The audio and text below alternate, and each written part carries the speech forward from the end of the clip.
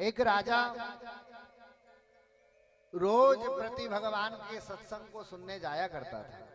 ध्यान से सुनना, ये पात्रता की बात है कि जीवन में जब तक हम हमारे पात्र को शुद्ध नहीं करेंगे तब तक हमारे ऊपर भगवान की कृपा नहीं होगी, चाहे आप कितना ही प्रयास क्यों ना कर ले, हमें पात्र बनना पड़ेगा। राजा रोज प्रतिदिन सत्संग सुनने जाया करता था। राजा था, रजोगुणी स्वभाव था। देखा कि भगवान बुद्ध सबके सिर पर हाथ रख रहे हैं, भगवान सत्संग के बाद सबके सिर पर हाथ रख रहे हैं, पर कभी मेरे सिर पर हाथ नहीं रखा। अरे मेरे से गरीब भी आ रहे हैं, मैं तो राजा हूं, मेरे सिर पर हाथ क्यों नहीं रखा, सबके सिर पर हाथ रखते। अच्छा, रोज का यही नियम था, रोज जाना, बैठ जाना, कथा सत्संग हुआ, उठने के बाद वो सबके सिर पर हाथ रखे, पर राजा का नंबर आए तब हटाए। राजा ने कहा कि मैंने इतने बड़ा राजा हूं, इनके पास आ रहा हूं, उसके बाद मेरे सिर पर हाथ नहीं रख रहे, तो क्या करा?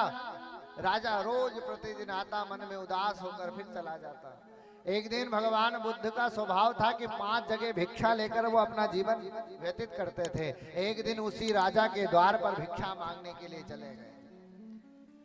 द्वार पर खड़े होकर कहा कि भिक्षाम देही, भिक्षाम देही। जब द्वार पर खड़े होकर आवाज लगाई, राजा ने देखा भगवान बुद्ध मेरे द्वार पर आए हैं। दंडवत प्रणाम करा, अपने सिंहासन पर बिठाया और सिंहासन पर बिठाकर उनके पैर धुलाते हुए कहा, भगवान बताओ क्या आपके लिए मैं सेवा करूं, आप आदेश करें। भगवान ने कहा कि हमें भिक्षा के लिए आए, हमें भिक्षा प्रदान करो राजन।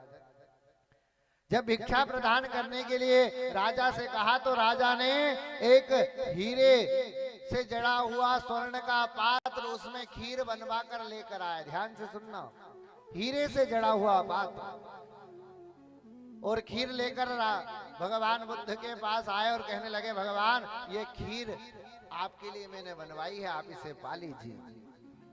भगवान बुद्ध ने अपने झोले में हाथ डाला और झोले में से हाथ डालकर एक पात्र निकाला और पात्र निकालकर आगे कर दिया कि राजन मैं अपने ही पात्र में पाता हूं, इसमें दे दो।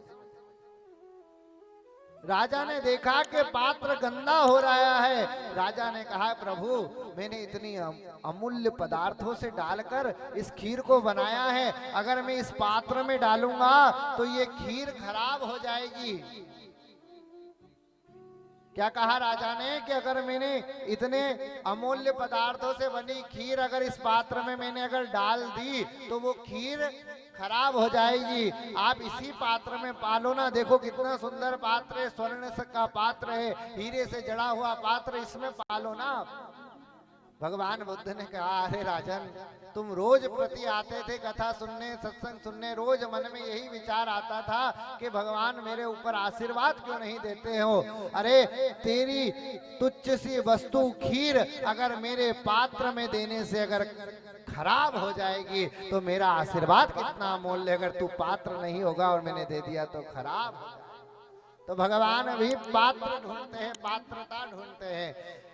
हमारे जीवन में भी पात्रता होनी चाहिए, क्योंकि हमारे भी बर्तन में कचरा पड़ा हुआ है। हमारा पात्र भी शुद्ध नहीं है, हमारे पात्र में कचरा पड़ा हुआ है। कौन कौन सा? मोहे कपट छल छिद्र न भाव।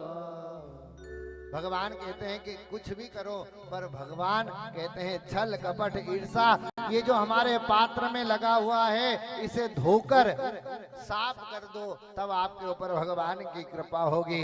निर्मल मन जन सो मोहे पावा, निर्मल मन जन सो मोहे पावा। मोहे कपट छल छिद्र न भावा, मोहे कपट छल छिद्र न भावा। भगवान यही बता रहे हैं कि हमारे पात्र को शुद्ध कर लो। ध्रुव जी का पात्र शुद्ध था, सदगुरु जीवन में मिल गए। सदगुरु मिले तो भगवान की तपस्या प्रारंभ करी, और कितनी घोर तपस्या करी कि पहले माह में 6 महीनों तक घोर तप करा, और तप ऐसा करा, ऐसा तप करा कि भगवान खुद मिलने के लिए तरस रहे।